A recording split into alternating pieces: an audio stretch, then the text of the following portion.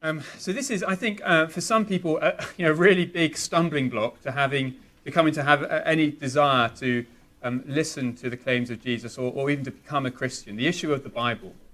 What I want to try and do over the next few minutes is to try and deal with some of the origins of the Bible, where it's come from, but also recognize that it's not so much just the origins of the Bible, where it's come from, that people struggle with. It's also the content of the Bible, what it teaches. I want to try and deal with some of those things. There was an article in The Independent a while back, and the writer began by saying that she was, on the whole, positive about Christianity. So she wrote, the Christian teaching of true charity, giving time and love to people in need, not just throwing money at causes, is something that is incredibly important in modern society. Kind of very pro the kind of lifestyle and teaching of Christianity. But then she went on to say this about the Bible: I can't help thinking that some of the Bible's teachings are irrelevant to modern day life. And I feel that it is time for Christianity to move on, and that Christians should accept the Bible as a product of its time. Christianity isn't the problem, the Bible is. And it seems, maybe that's quite a good assessment. You can look at the church, you can look at Christians, well, they do, there's good value in that. But when it comes to the Bible, that's where what we find so implausible and so incredible. Why are we still messing around with this book that is thousands, hundreds, thousands of years old? There are historical problems with the Bible. It seems to be historically unreliable. And then there are cultural, moral problems with the Bible. It seems so outdated. And so simply put, the Bible, it appears, is indefensible. You cannot defend and give any good reasons, really, for why we should still be living according to the words in that book. But if that is the case, then why is it that so many people throughout the years have found incredible inspiration from the Bible? Why is it that the Bible and the teaching of the Bible have inspired so many works of art and literature? Why is it that the Bible and the teachings in the Bible have brought down kingdoms? Why is it that the Bible and the teachings in the Bible have gone towards structuring new societies and cultures? Maybe there is something we're missing. And more than that, if we say, okay, let's get rid of the Bible, let's leave that behind, then really you do have to get rid of Christianity. The basis and foundation of Christianity is found in the teachings of the Bible. So I wanted to suggest in the next few moments that there are some answers to those objections we have. Let me deal with one of them to start with. I want to argue in this first point that you can actually defend the Bible historically. The Bible is historically defensible. So one of the big objections to the Bible is that historically it is untrustworthy, it's unreliable, the way it was put together. So Christopher Hitchens, a British journalist who lived in the States until his death, he wrote a book called God Is Not Great. And in it he says this about the New Testament documents, the New Testament part of the Bible, the accounts of Jesus' life. He wrote, "The New Testament is a work of crude carpentry, hammered together long after its purported events and full of improvised attempts to make things come out right." He then quotes approvingly a scholar called Mencken who said this: "The simple fact is that the New Testament as we know it is a helter-skelter accumulation of more or less discordant documents, and most of them show unmistakable signs of having been tampered with." So you kind of see what they're saying. The New Testament at best is a distorted account of what actually happened. And at worst, it's just simply made up. It is legend and myth. How is it then that we can have any confidence in the New Testament documents? How can we have any confidence that they are an accurate description of the life and words of Jesus Christ? Well, let me give you some reasons why I think maybe we can. First, the gospel accounts are too early to be fabricated. So you take the four gospels and the four accounts of Jesus' life, Matthew, Mark, Luke and John. And most scholars accept that they were written about between 20 and 60 years after Jesus' death. Now, actually, historically speaking, that is very close to to the events that took place. But then wait a minute, you think, okay, look, I struggle to remember what happened 10 days ago, let alone what happened 10, 20, 30, 40 years ago. But you see, in that culture where they didn't have wide access to writing materials, where they didn't have the printing press, the way people remembered key events was by carefully telling and retelling those events to one another. Because they knew that was their only access to what happened in the past, they were very careful about how they passed on that information. Details and facts were in that way preserved within the community through the telling and retelling of those events. And I think we know something of that still today, don't we? So I'm married, as I mentioned earlier. And when we got engaged, one thing people always ask was, well, how did you propose? And because I've had to tell that story over and over again, the details are clear in my mind. So it was the 31st of December, 2003.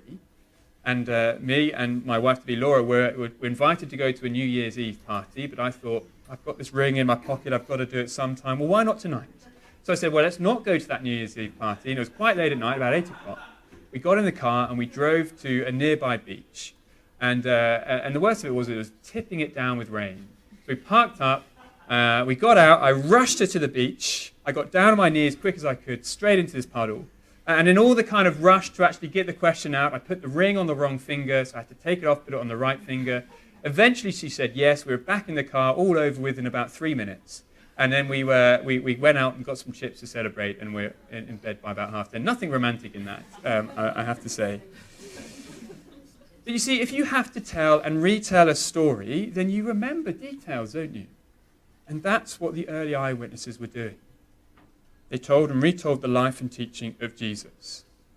And that means as those early eyewitnesses began to die out, 20 so years onwards from the time of Jesus, well, then they started to write down those events. That's why there's that gap of about 20 years plus from the events and life of Jesus to them actually being written down. And the other thing is, as those accounts were written down, there was still enough key eyewitnesses alive to verify what was being written. Actually, there's excellent evidence to suggest that the gospel writers, Matthew, Mark, Luke, and John, told their readers who the original eyewitnesses were in certain episodes that they record. So the implication of that would be that, if you're reading it, if you're getting this for the first time, well, you can go and speak to that person and ask them to verify what was written here.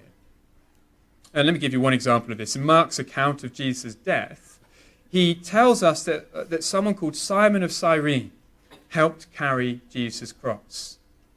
More than that, he tells us that this Simon of Cyrene was the father of Alexander and Rufus. You think, well, why give us all that detail? It doesn't add to the story in any way. We know his name, Simon. We know where he's from, Cyrene. We know the name of his sons. It all seems a little bit unnecessary. Well, Richard Borkham, a highly acclaimed biblical scholar, argues that Mark and the other gospel writers give us those kinds of detail about people because they're the source of that particular bit of information. It's Mark saying, look, I want to be open about where I'm getting this from. I'm not making this up. Go and speak to Simon, and the reason he's probably given his sons is because Simon's died at that point. Go and speak to Rufus and Alexander. They'll back this up. They try to be open about where the information is coming from.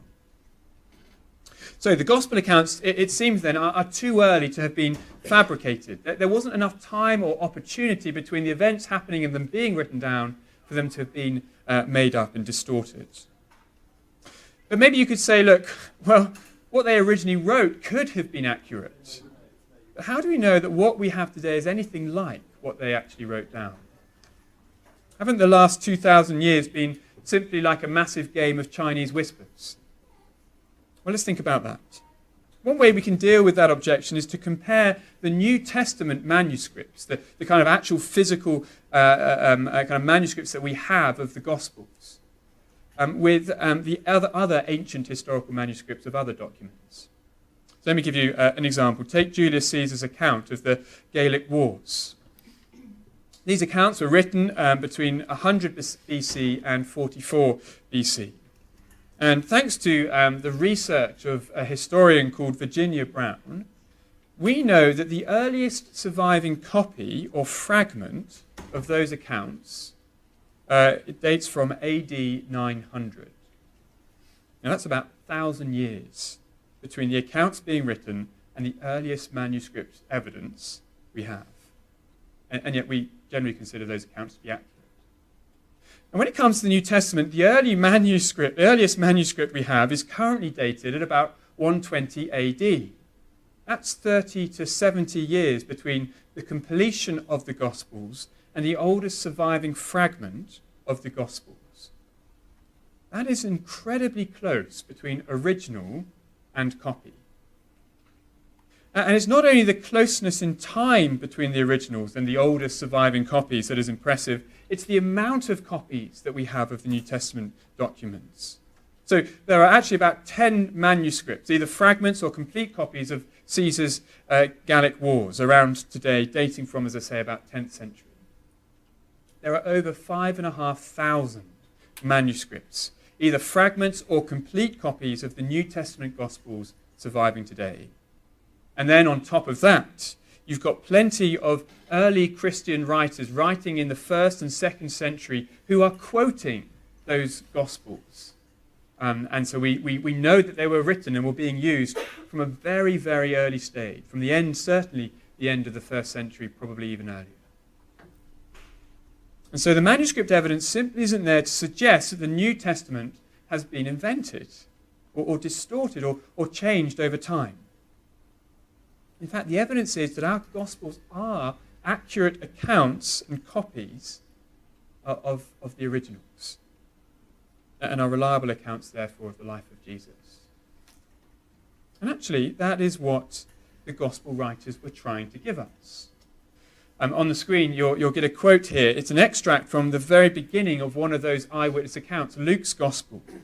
And Luke tells us what he's trying to do in writing that Gospel. Come on in.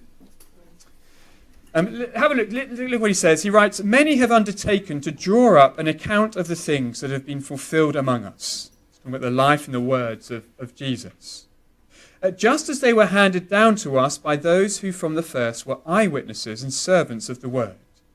With this in mind, since I myself have carefully investigated everything from the beginning, I too decided to write an orderly account for you, most excellent Theophilus," that's who he's writing to, "so that you may know the certainty of the things you've been taught." So Luke is very clear about what he's trying to accomplish. He is a careful writer. He wanted to give an accurate record of what happened in the life of Jesus. He wanted to give a reliable account of what Jesus said and did, of his death, and even his resurrection, he claims.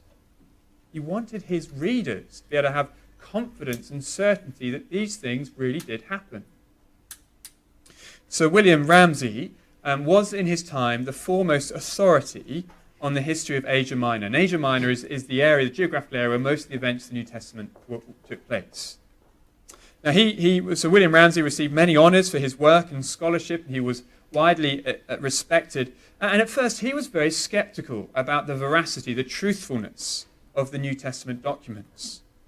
But after intense kind of study and investigation into those New Testament documents, and particularly Luke's Gospel, he wrote this: "You may press the words of Luke in a degree beyond any other historians, and they stand the keenest scrutiny and the hardest treatment." Later he writes, "Luke is a historian of the first rank.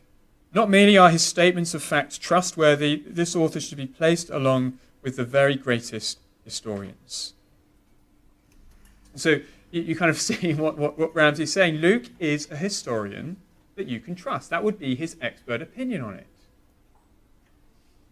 Now, what do we do with that? I'm not saying that means, therefore, we all suddenly think, oh, this must be true, we must all become Christians.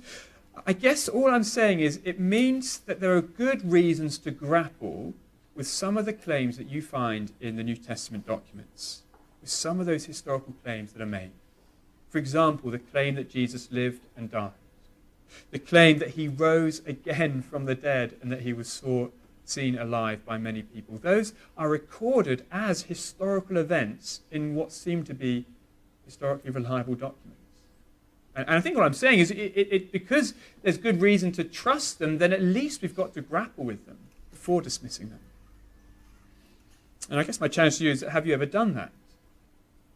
As an adult, have you read a gospel, an account of Jesus' life from beginning to end, and tried to critically engage with it and see what it's saying and the material that's in there? Or if you've done that, have you come up with a more plausible explanation for Jesus' empty tomb? Where was the body?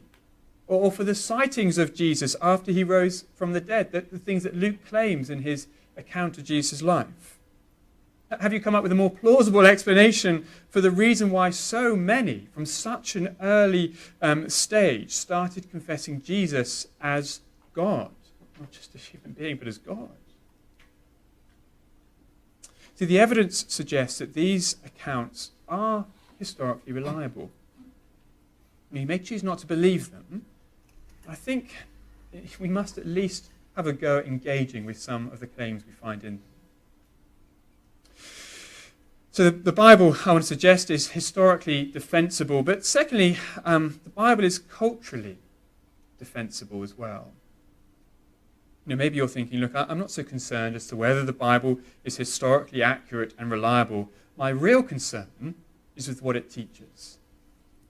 So Bruce Tenenbaum, a columnist for the Huffington Post, talked about his frustration with people who turned to the Bible for moral guidance. He wrote this: I don't get my moral direction from the Bible. Why not? Because the Bible was written by faceless ancient men lacking in modern science and understanding. The thought is, when it comes to morality, when it comes to how to live your life, the Bible is outdated and regressive. And on some issues, it is just plain wrong. We might read bits of the New Testament and we find things that grate against our moral sensibilities, things that are just culturally unacceptable. So what do we do about that? Well, I just want to suggest two things. First, if you do dismiss the Bible and the God of the Bible, you need to ask yourself, where am I getting my moral standard from by which to judge the claims of the Bible? If I dismiss the Bible and the God of the Bible, if I effectively say there is no transcendent being who gives us a moral standard by which we can live and understand what's going on in the world, then where am I getting my standard from by which to then judge the Bible and its claims? Where's my moral standard coming from? I think that's a question you need to ask yourself. But secondly, don't forget your own cultural locatedness. So we all have our own set of values, our own sense of what is right and appropriate and what is wrong and inappropriate. But the interesting thing is that those values change over time, don't they? Now, this came home to me a few years back. Celebrity Big Brother has been around for about 1,000 years, it seems. It's been going on for years and years. Now, back in 2008, you won't remember this, there was a minor celebrity called Jade Goody, and she took part in Celebrity Big Brother. During the series, she made some racially abusive comments to another housemate. And society watching on deemed that, it seems to me rightly, unacceptable. And they were outraged. 44,000 complaints were made against Jade Goody, and eventually she had to leave the Big Brother house. Now, interestingly, at the very same time, housemates were being encouraged to start relationships with each other. More than that, they were being encouraged to jump into bed with each other. And that was seen as a good thing, reflected by the votes that were coming in as people watched on. Now, what I want you to do is just imagine that scene was 50, 60, 70 years ago. Imagine kind of Big Brother in the 1940s or the 1950s. What would have caused more outrage in society?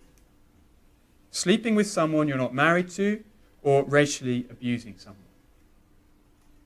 Now, rightly or wrongly, I suspect it would have been the other way round. You see, the point is, our values are very often culturally located. They seem to change over time. And just as we look back on a previous generation and cringe at some of the things they said and did, so in 100 years' time, our great-grandchildren will look back at us and cringe at some of the things that we say and do. Our values are located in time and culture. And the thing is, we don't know what values others will look back on and be disgusted by. So here's the question. Are we going to let our cultural sensibilities that are fluid and may be proven to be wrong stop us investigating thoughtfully and carefully the claims the gospel writers make about Jesus? I think it would be tragic if we dismissed the Bible, the accounts of Jesus' life, because it contradicted our cultural modern standards, when those standards may themselves change within a generation or two. So that's simply what I'm saying. Don't let your cultural location be a barrier to you investigating and thinking about the claims of the Bible and the New Testament. The Bible, I think, is culturally defensible. Finally, I want to leave you with this idea that you can trust the Bible personally. The final area I suspect that people have difficulty with the Bible is this. Maybe the Bible is historically reliable, maybe there is true information in there, but actually I don't want to live my life having to come to a book and find out what I should do and what I should think. That doesn't sound like, if there is a God, that isn't the kind of relationship I want with that God. I want a personal relationship. Picking up a book and flicking around a few pages and seeing what it says, that sounds like a kind of something you do in a science course or something to find out, what I should do with this experiment. That sounds robotic. It doesn't sound like a personal relationship with a living God. Well, here's the thing to understand about the Bible. The Bible and the New Testament is not like a textbook with information to be downloaded and understood. It's more like a letter written to us by God. See, the massive claim of the New Testament is that these writings are God's words to us. That through these writings we can actually engage with the God who created us and who made us, and with Jesus. You can have a personal relationship with the God of the Bible, with Jesus Christ. And I, in my own experience, as I've read the Bible and kind of reflected on what's in there, that is how I've experienced it. That there really is a sense in which I am engaging with the God who created me. And I think there's many ways, but one of the ways I know that to be the case is that the Bible contradicts me at times. See, one of the marks of any personal relationship is that the other person is able to disagree with you, is able to challenge you and ask you to change. If that wasn't the case, then we'd never change, we'd never flourish and become the kind of human beings that we could become. So one of the ways I know that my relationship with my wife is real and significant is because she contradicts me. She does it many times. She'll disagree with me. Just a silly example, last week, our 2-year-old Eliza is kind of at that phase where she's either ecstatically happy about everything or the whole world is crumbling down and she's crying and miserable. And I was just having a bad day and I was thinking, look, I can't deal with the crying and the miserableness now, so I picked her up, I walked over to the chocolate cupboard, got a sweet out, gave it to her, and the tears stopped. It's wonderful. But my wife, Laura, said to me, you cannot parent her that way. You cannot bribe your children. You've got to stop doing that. It's a simple example, isn't it? It's a silly example, but she contradicts me. She's able to tell me when I'm being wrong. And that tells me it's a real relationship. It tells me she's a real person and we've got a real relationship. And when we pick up the Bible, when we pick up the New Testament, when we read what's being read there, we are listening to God speak to us. And when I find him disagreeing with me, rather than that being something which drives me away from the Bible saying, oh, this can't be real, maybe it's something which gives authenticity to the Bible. This really is a God who is able to disagree with me and challenge me. It really is a personal relationship. And as I listen to his words, both the encouragements and the challenges, then the promise is I will become more of the human being he created me to be. So I guess what I'm trying to say is I think you can trust the Bible personally. It offers us a personal relationship with the living God, with Jesus Christ. That's me about done. Let me just recap what I've tried to say. I wanted to say the Bible is defensible historically. I want to suggest that it was defensible culturally, and that it enables us to have a personal encounter relationship with the God who made us.